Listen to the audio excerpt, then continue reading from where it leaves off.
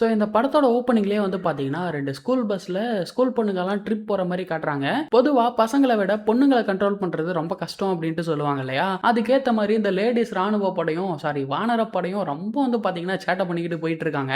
பில்லவ தூக்கி போட்டு விளையாடுறது என்ன? வெளிய போற பசங்க கிட்ட இந்த ஹோட்டல்ல தான் நாங்க தங்க போறோம் அப்டின்ட்டு உரண்ட எடுக்கிறது என்ன அப்டின்னு சொல்லிட்டு பயங்கரமா அந்த ஸ்கூல் ட்ரிப்ப என்ஜாய் பண்ணிக்கிட்டு போயிட்டு இருக்காங்க. டீச்சரும் வந்து பார்த்தீங்கன்னா பொண்ணுங்க மாரி நடந்துக்கோங்க அப்டின்னு சொல்லிட்டு அவங்களால முடிஞ்ச வரைக்கும் சமாளிச்சுட்டு டிரைவர் கூட பேசிக்கிட்டே அப்படி போயிட்டு இருக்காங்க. அந்த பஸ்ல ஒரு பொண்ணு கையில நோட்டை வச்சுக்கிட்டு கவிதை எழுதிட்டு இருக்கா இல்லையா? இவ தான் நம்ம படத்தோட ஹீரோயின் மிச்சுக்கோ. நம்ம ஹீரோயின் கிட்ட அவளோட ஃப்ரெண்ட்ஸ் 2 பேரும் உன்னோட கவிதையை காட்டு அப்படின்னு சொல்லிட்டு வம்பு பண்றாளுங்க. அப்ப அவ கையில வச்சிருந்த அந்த பெண்ணை வந்து பாத்தீங்கன்னா கீழே விழுந்துருது. அதை எடுக்கலாம்னு சொல்லிட்டு இவ கீழே குனிவா பாருங்க. அப்பதான் அந்த அமானுஷ்யமான விஷயம் நடக்குது. இவங்களுக்கு முன்னாடியும் வந்து பாத்தீங்கன்னா ஒரு ஸ்கூல் பஸ் போய்கிட்டு இருக்கும். அதுலயும் பொண்ணுங்க எல்லாம் ஜாலியா என்ஜாய் பண்ணிக்கிட்டு போய்கிட்டு இருக்கும் போது நம்மளோட ஈரக்கொலையை நடுங்க வைக்கிற மாதிரி ஒரு சம்பவம் நடக்குது.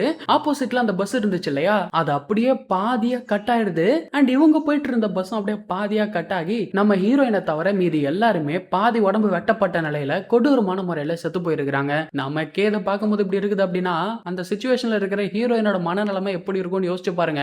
கதி கலங்கி போய் நின்று இருக்கிறா. அண்ட் ரத்தாலா அவன் மூஞ்சில தெரியுது. டிரைவர் செத்து போனதுனால ஆக்சிலேட்டர் மிதிக்காம பஸ் வந்து பாத்தீங்கன்னா ஒரு கட்டத்துக்கு மேல நின்றுது. என்னடா நடக்குதுங்கன்னு சொல்லிட்டு ஹீரோயினும் பயந்து போய் நின்றுட்டு இருக்கும்போது இப்ப கொஞ்ச நேரத்துக்கு முன்னாடி எல்லாத்தையும் கொன்னுட்டு போச்சு இல்லையா? அந்த காத்து அந்த ஃபோர்ஸ் மறுபடியும் வர்ற மாதிரி இருக்கவும் டக்குன்னு ஹீரோயின் குனிஞ்சறா. சோ ஜஸ்ட் மிஸ்ல அவளோட உயிர் தப்பிக்குது. அதுக்கப்புறம் எப்படியோ அங்க இருந்து தப்பிச்சு ஓட ஆரம்பிக்கிறா. அப்படி போகும்போது அங்கங்க பார்த்தா பிண குவியல்களா இருக்குது. அது எல்லாத்தையும் பார்த்துக்கிட்டு நம்ம ஹீரோயினும் ஓடிட்டு இருக்கும்போது பின்னாடியே மறுபடியும் அந்த மர்ம காத்து வர்ற மாதிரி ஃபீல் ஆகுது. அதே சமயம் இவளுக்கு முன்னாடி பார்த்தா ஒரு 4 பேர் நடந்து போயிட்டு இருக்காங்க. கீழே குனிங்கன்னு சொல்லிட்டு இவளும் கத்திக்கிட்டே அதுல ஒரு பொண்ணை மட்டும் காப்பாத்துறா. பட் மீதி 3 பேரையும் காப்பாத்த முடியல. சம்பவ இடத்துலயே செத்து போறாங்க. இது தெரியாம இன்னும் ஒரு குரூப் சைக்கிள்ல வந்துட்டு இருக்காங்க. அவங்கள காப்பாத்த போறேன்னு சொல்லிட்டு இப்ப ஹீரோயின் ஒரு பொண்ணை காப்பாத்தினா இல்லையா? அவ முயற்சி பண்ணும்போது மறுபடியும் அந்த மர்ம காத்து வருது. எல்லாரோட உடம்பும் 2 துண்டா போக நம்ம ஹீரோயின் மட்டும் தான் மறுபடியும் தப்பிக்கிறா. திரும்பவும் அந்த மர்ம காத்து வீசுற மாதிரி இருக்கவும் தெரிச்சு அந்த இடத்த விட்டு ஓட ஆரம்பிக்க அந்த காத்து இவளை பின்தொடர்ந்துகிட்டே இருக்குது. இவளும் ஓடுறா ஓடிக்கிட்டே இருக்கிறா. சோ அப்படியே ஒரு ஆத்து கிட்ட வரா. அந்த இடத்துலயும் நிறைய ஸ்கூல் பொண்ணுங்க செத்து போயிருக்காங்க. அண்ட் இவளோட ட்ரெஸ் ஃபுல்லாவும் ரத்த கரையா இருக்குது இல்லையா? சோ அங்கேயே கை கால் மூஞ்செல்லாம் கழுவி தன்னை கிளீன் பண்ணிக்கிட்டு அங்க இருக்க வேற ஒரு ட்ரெஸ் எடுத்து மாத்திக்கிறா. அதுக்கப்புறம் அப்படியே ரொம்ப தூரம் நடந்து போறா. தூரத்துல ஒரு கேர்ள்ஸ் ஸ்கூல் ஒண்ணு தெரியுது. அதுக்குள்ள போறா. அங்க ஒரு பொண்ணு நம்ம ஹீரோயின் கிட்ட வந்து ஹேய் என்னடி குளிச்சுட்டு அப்படியே ஸ்கூலுக்கு வந்துட்டியா என்ன? முடியெல்லாம் ஈரமா இருக்கு பாரு அப்படின்னு சொல்லிட்டு ஹீரோயின் கிட்ட பேசிக்கிட்டு இருக்க அவளை பார்த்ததும் நம்ம ஹீரோயினுக்கு ஆச்சரியமா இருக்குது. அவளை பார்த்த ஹீரோயினும் ஹேய் நீ அக்கி தானே? நீ இந்த ஸ்கூல்ல என்னடி பண்ணிக்கிட்டு இருக்க அப்படின்ட்டு கேட்க பதிலுக்கு அக்கியும் ஹேய் என்னடி வளரிட்டு இருக்கிற? காலையிலே பைத்தியம் ஏதாச்சும் பிடிச்சிருச்சா என்ன? நம்ம 2 பேரும் சின்ன வயசுல இருந்து ஒன்னா தாண்டி படிக்கிறோம் அப்படின்ட்டு சொல்ல அதை கேட்ட ஹீரோயினுக்கு மண்டையே குழம்ப ஆரம்பிக்குது. ஏன்னு பார்த்தா நம்ம ஹீரோயினும் இந்த அக்கி அப்படின்ற பொண்ணும் ஒன்னாதான் படிச்சிருப்பாங்க. ஆனா அது சின்ன வயசுல எலிமெண்டரி ஸ்கூல்ல படிச்சிருப்பாங்க. பட் ஹை ஸ்கூல் சேர்ந்ததும் 2 பேரும் வேற வேற ஸ்கூலுக்கு போயிட்டு இருப்பாங்க. இப்ப இவன் என்னன்னா 2 பேரும் ஒன்னா படிக்கிறோம் அப்படின்ட்டு சொன்னதும் நம்ம ஹீரோயினுக்கு ஒரே குழப்பமா இருக்குது. அப்ப இன்னும் 2 பொண்ணுங்க நம்ம ஹீரோயின் கிட்ட வந்து பேச வர திடீர்னு காத்தடிக்கும் பாருங்க. அதை பார்த்த உடனே நம்ம ஹீரோயின் ரொம்ப பயந்து போயிடுறா. ஹீரோயினோட ஃப்ரெண்ட்ஸும் ஹே ஒண்ணு இல்ல சாதாரணமான காத்து தான், வா நம்ம கிளாஸ்க்கு போலாம் அப்படின்னு சொல்லிட்டு ஸ்கூலுக்குள்ள கூட்டிட்டு போறாங்க. அப்ப மறுபடியும் காத்தடிக்கும் பாருங்க. அதை பார்த்த ஹீரோயினும் அவ்வளவுதான் தெரிச்சு ஸ்கூலுக்குள்ள ஓடி போயிடுறா. அவ பின்னாடியே வந்த அக்கியும் அவ பயந்து போயிருக்கிறத பார்த்து அவளை சமாதானப்படுத்தி கிளாஸ்க்கு கூட்டிட்டு போறா. அப்படி போகும்போது 2 டீச்சர்ஸ் ஹீரோயினை நிப்பாட்டி உன்னோட தலைமுடி ஏன் இப்படி இருக்கு, ஸ்கூலுக்கு நீட்டா வர மாட்டியா அப்படின்னு சொல்லி திட்டிக்கிட்டு இருக்க அக்கி தான் அவளுக்கு உடம்பு சரியில்லை அதான் அப்படி இருக்கான்னு சொல்லி சமாளிச்சு அவளை தனியா கூட்டிட்டு போயிடுறா. ஹீரோயினை தனியா கூட்டிட்டு வந்து அக்கியும் உனக்கு என்ன தாண்டி ஆச்சு, ஏன்டி இப்படி காலையில இருந்து வினோதமா பண்ணிக்கிட்டு இருக்க அப்படின்ட்டு கேட்கும்போது அப்பதான் நம்ம ஹீரோயின் காலையில இருந்து நடந்த எல்லா விஷயத்தையும் சொல்றா. அதை கேட்ட அக்கியும் என்னது சாதாரண காத்து பஸ்ல இருக்க எல்லாத்தையும் துண்டா வெட்டி போட்டு போயிடுச்சா, என்னடி வளரிட்டு இருக்கிற, காலையில ஏதாச்சும் கனவு கண்டிருப்படி அப்படின்ட்டு சொல்ல நம்ம ஹீரோயினும் இல்ல இது எல்லாமே உண்மைதான் அப்படின்ட்டு சொன்னதை கேட்டு சரி வா நான் உனக்கு நிரூபிச்சு காட்டுறேன் அப்படின்னு சொல்லிட்டு ஜன்னல் ஓபன் பண்ணி அந்த காத்தை நம்ம ஹீரோயினை ஃபீல் பண்ண வைக்கிறா. பார்த்தா நம்ம ஹீரோயின் சொன்ன மாதிரி அங்க எதுவுமே நடக்கல. பாத்தியா இது வெறும் சாதாரண காத்து தான், நீ தான் ஏதோ கனவு கண்டு உன்னோட மனசை குழப்பிக்கிட்டு இருக்க அப்படின்னு சொல்லி இப்ப நம்ம கிளாஸ்க்கு போக தேவையில்ல, உன்னோட மனசு குழப்பமா இருக்கு, சோ கிளாஸை கட் அடிச்சுட்டு கொஞ்ச நேரம் வெளியே போயிட்டு வரலாம் வா அப்படின்னு சொல்லிட்டு நம்ம ஹீரோயினை கூட்டிட்டு போறா. அப்படி போகும்போது இன்னும் 2 பொண்ணுங்க இவங்க கூட ஜாயின் பண்ணிக்கிறாங்க. ஆக்சுவலி இவங்களும் நம்ம ஹீரோயினோட ஃப்ரெண்ட்ஸ் தான். இப்படி இந்த 4 கூட்டு களவாணிகளும் கட்டடிக்க பிளான் பண்ணி எஸ்கேப் ஆக முயற்சி பண்ணும்போது ஆப்போசிட்ல டீச்சர் வந்து நிக்கிறாங்க. என்னடி உங்க 4 பேர் முகமும் சரியில்லையே, என்ன பிளான் பண்ணிருக்கீங்க அப்படின்ட்டு கேட்க நாங்க குரூப் ஸ்டடி பண்ண போறோம் அப்படின்னு சொல்லி டீச்சருக்கு டிமிக்கி கொடுத்து எஸ்கேப் ஆகிறாளுங்க. டீச்சர் முன்னாடியே எவ்வளவு தைரியமா கட்டடிச்சுட்டு வராளுங்க பாருங்க.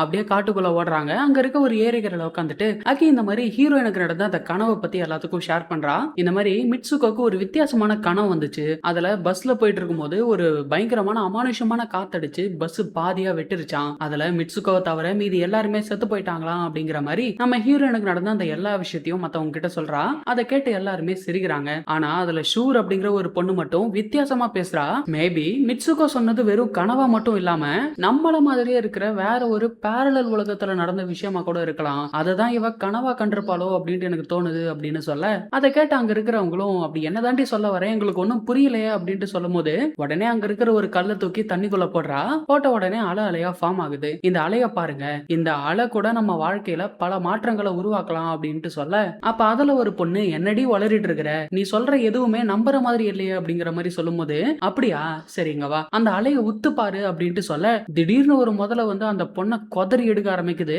அந்த இடமே ரத்த கலரையா மாற அப்படியே சீனை கட் பண்ணா இப்படி கூட அந்த பேரலல் உலகத்துல மேபி நடந்திருக்கலாம் அப்படிங்கிற மாதிரி ஷூர் சொல்றா. ஆக்சுவலி இப்ப நடந்தது எதுவுமே உண்மை இல்ல, ஒருவேளை பேரலல் உலகத்துல அந்த மாதிரி நடந்திருக்கலாம் அப்படின்ட்டு ஒரு விஷுவலா காட்டி இருக்காங்க. இதை கேட்ட மத்தவங்களும் அடி போடி நீயும் பேரலல் யூனிவர்ஸும் அப்படின்னு சொல்லிட்டு சுத்தியும் முத்தியும் பாக்குறாங்க. அங்க ஓரமா 2 தலகாணி இருக்குது. எங்க எவன்டா பாய போட்டு படுத்திருந்தவன் அப்படின்னு சொல்லிட்டு அங்க இருக்கிற அந்த தலகாணியை எடுத்து 4 பேரும் விளையாட ஆரம்பிக்கிறாங்க.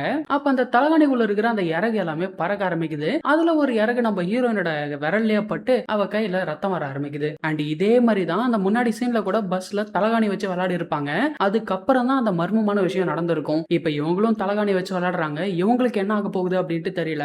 அதே சமயம் இந்த ஷூர் பொண்ணு நான் சொல்றது உங்களுக்கு புரியல, உங்களுக்கு புரியுற மாதிரி இப்ப நான் உங்களுக்கு சொல்றேன் அப்படின்னு சொல்லிட்டு ஒரு இறக கீழே போடுறா. இந்த இறகு அசையறதும் சரி, அது விழப்போற இடத்தை தீர்மானிக்கிறதும் சரி, ரெண்டுமே விதிதான். சொல்ல போனா இங்க நடக்கிற எல்லாமே ஏற்கனவே தீர்மானிக்கப்பட்டதுதான். ஒருவேளை உங்களோட விதியை நீங்க மாத்தணும் அப்படின்ட்டு நினைச்சீங்கன்னா யாரும் எதிர்பார்க்காததை செய்யுங்க அப்படின்னு சொல்லிட்டு குடுகுடுன்ட்டு ஏரிக்குள்ள குதிக்க ஓடுறா. அதை பார்த்து எல்லாருமே பதறி போய் கத்துறாங்க. பாத்தீங்களா இவ்வளவு நேரம் நான் சும்மா உங்ககிட்ட பேசிக்கிட்டு தான் இருந்தேன், ஆனா திடீர்னு நீங்க யாருமே எதிர்பார்க்காத நேரத்துல குதிக்க போனல, இப்போ இங்க நடக்க வேண்டிய ஒரு விஷயத்த நான் மாத்தி இருக்கிறேன். இதே மாதிரி நீங்களும் யாரும் எதிர்பார்க்காத ஒரு விஷயத்த செஞ்சீங்க அப்படின்னா நீங்களும் உங்களோட விதியை மாத்தலாம் அப்படின்ட்டு சொல்றா. நீ இப்படியே ஏதாச்சும் வளருன கடை, நாங்க கிளாஸுக்கு போறோம் அப்படின்னு சொல்லிட்டு அக்கி ஹீரோயினை கூட்டிக்கின்னு கிளாஸுக்கு போறா. இவ்வளவு நேரம் சோகத்தை தத்தெடுத்த ஹீரோயினோட முகத்துல இப்பதான் சிரிப்பையே பார்க்க முடியுது. இப்ப செகண்ட் பீரியடும் ஸ்டார்ட் ஆகுது. கிளாஸ் டீச்சரும் உள்ள வந்துட்டாங்க. எங்கடி போனீங்க 4 பேரும் அப்படின்ட்டு கேட்கும்போது அவளுக்கு உடம்பு சரியில்லையா டீச்சர், அதான் ரெஸ்ட் ரூம் பக்கமா போயிட்டு வந்தோம் அப்படின்ட்டு அக்கி சொல்றா. அதுக்கப்புறம் கிளாஸும் ஸ்டார்ட் ஆகுது. அப்ப ஹீரோயின் பக்கத்துல ஒரு பில்லோ கிடக்கிறத நோட் பண்றா. இது என்னடா எங்க போனாலும் இது கிடக்குதே அப்படின்னு சொல்லிட்டு ஹீரோயின் அதை எடுத்து பாத்துக்கிட்டு இருக்க, அக்கி அதை என்கிட்ட தூக்கி போட்டுடி அப்படின்ட்டு சொல்ல, ஹீரோயின் சிரிச்சுக்கிட்டே அதை தூக்கி போடுவா பாருங்க. அடுத்த நிமிஷமே எல்லா பொண்ணுங்களையும் யாரோ கண்ணால படபடன்னு சுட்டு தள்ளுறாங்க. யாருடா அது அப்படின்ட்டு பார்த்தா அட அந்த டீச்சரு. எவ்வளவு தைரியம் இருந்தா என்னோட கிளாஸையா கட்டடிப்பீங்க அப்படின்னு எல்லா பொண்ணுங்களையும் சுட்டு கொல்றாங்க. அக்கியா உட்பட எல்லா பொண்ணுங்களும் அதுல இறந்து போறாங்க. அப்ப மீதி 2 ஃப்ரெண்ட்ஸ் இருக்காங்க இல்லையா, அவங்க ஹீரோயினை காப்பாத்தி வேற ஒரு கிளாஸ்ல போய் ஒளிஞ்சுக்கிறாங்க. பட் அங்கேயும் அவங்களால சேஃபா இருக்க முடியல. இன்னொரு டீச்சர் வந்து ஹீரோயினோட ஃப்ரெண்டை தலையிலேயே சுட்டு கொடூரமா கொலை பண்ண இப்ப உயிரோட இருக்கிறதுன்னு பார்த்தா அந்த ஷூர் பொண்ணு நம்ம ஹீரோயின் தான். இவங்க 2 பேரும் அங்க இருந்து தப்பிக்க முயற்சி பண்ணும்போது சூரையும் துப்பாக்கியால சுட்டுறாங்க. அவளோட உயிர் பிரிய போற அந்த டைம்ல கூட ஹீரோயின் கிட்ட நம்மளோட வாழ்க்கையே ஒரு போராட்டம் தான், கடைசி வரைக்கும் போராடிக்கிட்டே இரு, உன்னால முடியும் அப்படின்ட்டு சொல்லிட்டு அந்த இடத்துல இறந்து போயிடுறா. அதுக்கப்புறம் ஹீரோயினும் மத்த பொண்ணுங்களும் அந்த ஸ்கூலை விட்டு தெரிச்சு ஓடிக்கிட்டு இருக்காங்க. அந்த ஸ்கூல்ல இருக்கிற எல்லா டீச்சர்ஸும் கையில கன்னு ராக்கெட் லான்ச்சர்ஸ் எல்லாத்தையும் வச்சுக்கிட்டு கண்ணில் படுற எல்லா பொண்ணுங்களையும் சுட்டு தள்ளுறாளுங்க. அதுல நம்ம ஹீரோயினும் ஒரு சில பொண்ணுங்களும் ரோட்ல ஓடிக்கிட்டு இருக்கும் போது கால் தடிக்கி ஹீரோயின் கீழே விழுந்துடுறா. அப்ப படத்தோட ஸ்டார்டிங்ல அந்த மர்ம காத்து வந்திருக்கும் இல்லையா, அந்த காத்து மறுபடியும் வருது. ஹீரோயினை தவிர மீதி எல்லா பொண்ணுங்களையும் வெட்டி சாய்க்குது. இதுலயும் எப்படியோ ஹீரோயின் மட்டும் தப்பிச்சிட்டா. இவளும் நிக்காம ஓடுறா ஓடிக்கிட்டே இருக்கிறா. பக்கத்து ஊர் வரைக்கும் ஓடிடுறா. அங்க ஏதோ ஒரு மார்க்கெட் மாதிரி இருக்குது, ஆட்கள் நடமாட்டம் அதிகமா இருக்குது. எல்லாத்தையும் தாண்டி ஒரு போலீஸ் ஸ்டேஷனுக்குள்ள போயிட்டு யாராச்சும் என்ன காப்பாத்துங்க அப்படின்ட்டு வாழ ஆரம்பிக்க அங்க ஒரு லேடி போலீஸ் என்னாச்சுமா, யார்கிட்ட இருந்து உன்னை காப்பாத்தணும் அப்படின்ட்டு கேட்கும்போது அதோ அந்த காத்து என்ன துரத்துக்கிட்டே இருக்கு அப்படின்ட்டு இவ காட்ட, எது காத்தா, உனக்கு என்னாச்சு கைகோ, ஏன் இப்படி உளறிட்டு இருக்கு அப்படின்ட்டு அந்த போலீஸ் கேட்கும் போது என்னது கேக்கோவா அப்படின்ட்டு ஹீரோயின் ஷாக் ஆகுறா. அது மட்டும் இல்லாம அந்த போலீஸும் ஹீரோயின் கிட்ட ஆல்ரெடி நல்லா பழக்கம் இருக்கிற மாதிரி பேசுறாங்க. ஆமா இன்னைக்கு உனக்கு கல்யாணம் ஆச்சு, நீ என்ன யூனிஃபார்ம்ல சுத்திட்டு இருக்க அப்படின்ட்டு கேட்கும் போதுதான் ஹீரோயின் கண்ணாடிய பாக்குறா. பார்த்தா அவ உருவமே மாறி போயிருக்குது. அண்ட் இவ்வளவு நேரம் ஒரு ஸ்கூல் பொண்ணா இருந்தா இல்லையா, இப்போ ஒரு 25 வயசு பொண்ணு மாதிரி மாறி இருக்கிறா. அண்ட் இப்ப இவளோட பேரு கைகோவா. இங்க நீங்க நல்லா நோட் பண்ணிக்கோங்க, ஸ்கூல் பொண்ணா இருந்தது ஃபர்ஸ்ட் கேரக்டர் அண்ட் இப்ப கைகோவா இருக்கிறது வந்து பாத்தீங்கன்னா செகண்ட் கேரக்டர். கன்ஃபியூஷன் ஆகாதீங்க. எங்க ஹீரோயின் ஒண்ணுமே புரியாம உட்காந்துட்டு இருக்கிறா. அப்ப அந்த போலீஸும் சரி வா கிளம்பு, டைம் ஆகுது, உனக்கு மேரேஜ்க்கு வேற லேட் ஆகுது அப்படின்ட்டு சொல்லிட்டு நேரா கார்ல சர்ச்சுக்கு கூட்டிட்டு போறா. அங்க இவளோட ஃப்ரெண்ட்ஸ் எல்லாருமே ரொம்ப ஹாப்பியா இவளை வரவேற்கிறாங்க. என்னடி கல்யாணம் நடக்க போகுது இருக்கும்போது பொறுப்பே இல்லாம ஸ்கூல் ட்ரெஸ்ல சுத்திட்டு இருக்க அப்படின்னு சொல்லிட்டு நேரா இவள மேக்கப் ரூமுக்கு கூட்டிட்டு போறாங்க. அங்க பார்த்தா இவளுக்கு இன்னொரு ஷாக்கு. என்னன்னு பார்த்தா இவளோட பெஸ்ட் ஃப்ரெண்ட் அக்கி அங்க உயிரோட இருக்கிறா.